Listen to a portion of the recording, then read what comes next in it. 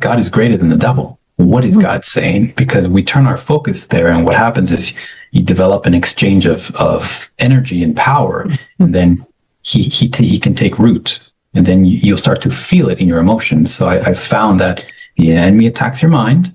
Yes, what the Lord tells us to have the helmet of salvation, that we have the mind of Christ, to focus on that which is good and lovely and pure. It's a recipe for our sanity and for our confidence in God. And if we'll just find that when the enemy attacks, if you have to take a notebook and say, okay, and this maybe will help people, this is coming to me now. If a person says, okay, well, the enemy likes to attack me with this and this and this. Okay, we'll make a list. The enemy attacks you with this is this. Then go and make a table on the other side, another column, and write down what does God say about you to cancel that lie of the devil. Mm-hmm. So now you become aware of what the devil says. Okay, now put that away. Don't think about that. And when the devil comes and he says something such as, "Oh, you're no good. You'll never be free of this." Well, if you have to, just say, "Shut up, devil," instead of pondering.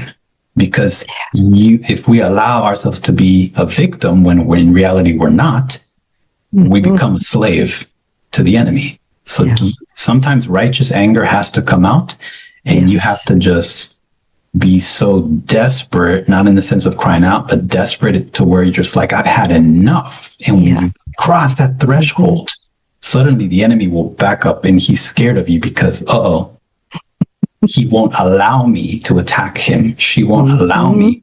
They're not receiving the lies. You'll say no. So I'm very, very passionate about this because I was there. Yeah. And so, yeah.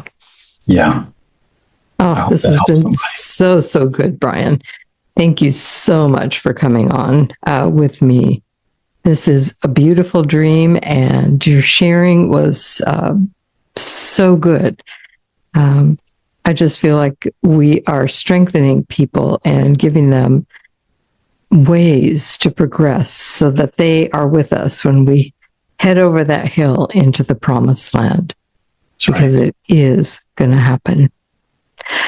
Any last thing you would like to say before we say good night? It got dark while we were talking. The Lord is reminding me that He had me wear this shirt for a reason. So I want to stand up. So this shirt has a message that's very prophetic. It says, "Never stop exploring."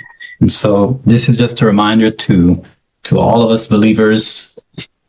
Age doesn't matter.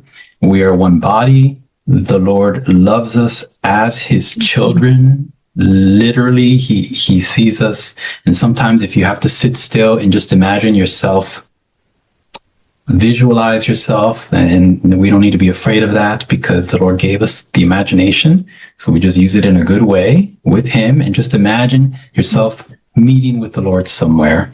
Diana has wonderful encounters, and I'm beginning to exercise this gift, and it's a spiritual technology of imagination. The Lord wants you to explore. Yes. And how about this tweaking of the mind? How about instead of asking, "Oh God, visit me," how about you be still and visit God? Because in reality, through Christ, He said the kingdom of God is within you.